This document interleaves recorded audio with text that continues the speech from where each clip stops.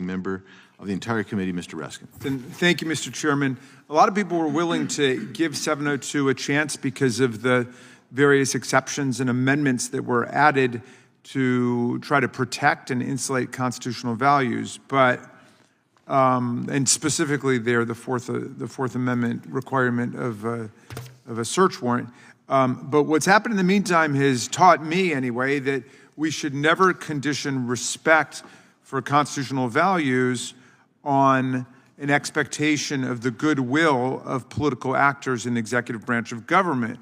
Mr. Hamadanchi, a week after he took office, President Trump fired all the Democrats on the Privacy and Civil Liberties Oversight Board, which we had created, leaving it without the quorum necessary to do business. Can you tell us what the Privacy and Civil Liberties Oversight Board does, or what it's supposed to do, and why it is a basic defeat of the legislative design that it's no longer functioning? Yeah, so the Privacy and Civil Liberties Oversight Board is designed to report on the privacy and civil liberty implications of the surveillance and counterterrorism programs of the federal government. These members that have been fired, they actually had demonstrated independence from the Biden administration in putting out a report that on 702 that the Biden administration very much disagreed with.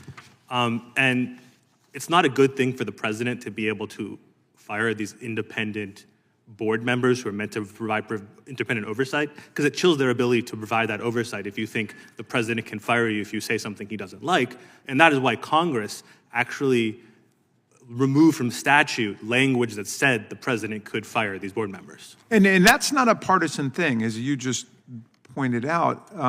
The framers of the Constitution expected anybody who got in as president to push the boundaries of his or her own power to the detriment of the other branches, but essentially to the detriment of the citizens, right? And so that's something we saw in the Biden administration, as you pointed out, something that we're seeing right now with huge red flags in the Trump administration.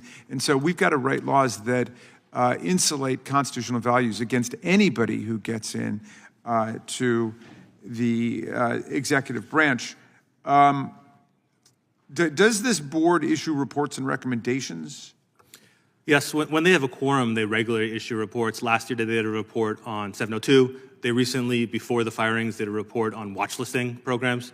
And they regularly would issue reports when they have a quorum. When they haven't had a quorum, the P Club has been much less effective. All right, so there's no quorum, there are no reports, there are no recommendations. Congress is not getting the information we need to determine whether or not in this difficult terrain, constitutional values are being protected against government overreach. So I take it you agree with me that it was bad for civil liberties and constitutional rights that the president fired the Democrats on the board? Yes, I do. And Mr. Chair, do you agree with that?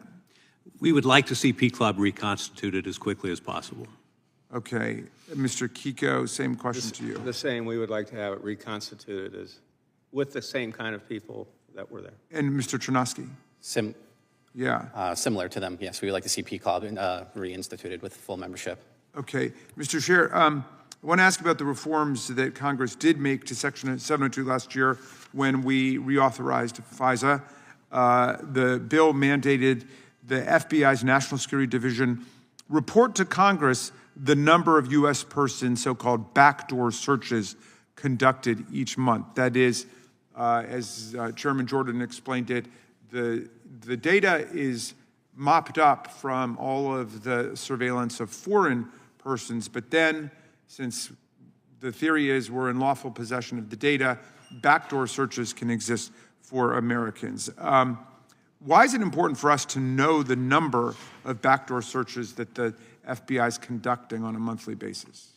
Well, for one thing, so that you can know the extent of the issue, with the number, you can understand better the risk to Americans' privacy of the whole 702 system. And I think it also enables you to evaluate claims that are made by the IC about the effect of additional reforms. I don't know how you can act and respond to their arguments without knowing exactly how many people. What was the FBI sending us before the new reporting requirements were put in? My understanding is that it was pretty spotty. And the additional reporting is going to require more staff and more support. And I had previously learned from the National Security Division that they wanted 14 more people in order to comply with Congress's requirements. Not only have they frozen hiring, they removed the person who was responsible for managing all of the compliance and audits. So what does that mean? Gentleman's time has expired. Yeah, if I could just finish this sentence. Well, what does that mean for the new statutory language that we put in? Well, we would certainly support staffing that very important function at NSD. Chair, without objection, Mr. Klein will be permitted to participate in today's hearing for the purpose of questioning the witness